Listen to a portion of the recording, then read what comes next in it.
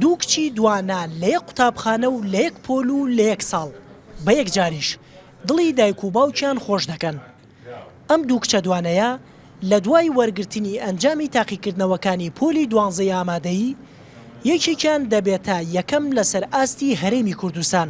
دنیا ئەو کچەی لە هەر 12 قۆناغەکەی خوێندن هەموو ساڵێک پلەی یەکەمی خوێندنگاکەی بەدەستهێناوە، خوشکەکەشی بە ناوی نیگا لە سەدا 96 نمرەکانی پۆلی 12 زانستی بەدەستهێناوە لە ئامادەیی هەڵەبجەی کچان. ئینشاءڵڵا پێکەوە دووبارە هاوکاری یەکە بین، داواکاریم ئەوەیە کە ئەو زانکۆ و پەیمانگانە لە هەڵەبجەیە بکرێنەوە کە تا ئێستا بوونیان نییە بۆ ئەوەی خزمەت بە خوێندکارانی هەڵەبجە بکات.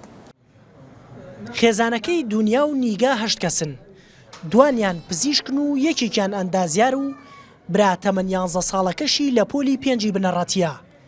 دایکیشان ژنی ماڵەوەیە و باوکیشان بۆ بژێوی ژیانی منداڵەکانی دوکانی شیرەمەنی و گوێزفرۆشتنی هەیە. وەڵڵی من ئەوەی بڵێ ناڕەحەتی کێشامەوە بەڕاستی لە پێناو ئەمانە حەچی ئیش بووە، یعنی ئەوەی کە ئیش بووە خۆی گەورە حەلاڵی کردبە من کردومە بۆ ئەمان بەس ئەمان محتاج نەبن، ئەمان بەسەر بەرزی بژین خوێندی خۆیان تەواو بکەن. جاری وا بوو بەخوا بەشەو ئیشم کردووە، بەیانیش دیسان ئیشی ترم لە پاڵا کردووە چونکە سیانم لە جامعە بووە. ئێستا ئەمانێشتان بەس سیانم لە جامعە بۆ ئەبوایە مەسروفی ئەوان بکێشایە. لە کۆمەڵگای کوردەواری وا باوە لەگەڵ گەورەبوونی کچ لە نێو خێزانەکان زۆرترین کاری ماڵەوە و چێژلێنان بە کچان دەکرێت، بەڵام کوێستانی دایکی دنیا ئەرکەکانی دوو کچەکەشی خستووەتە سەرشانی خۆی. زۆر یعنی تەشجیعم کردوون، یعنی هەموو بەیانێک کە هەتاک و دەرگای دەرەوە ڕۆشتم لەگەڵ یاناکە ڕۆشتم بۆ مەکتەب لەبەرەوەی دڵیان خۆش بێ و بە دڵخۆشیەوە بڕۆنە مەکتەب. خوا حافیزیم لێ کردوون، بەیانیان خۆم هەڵم ساندون، ئیهمالم نەکردوون لە هیچ شتێکە.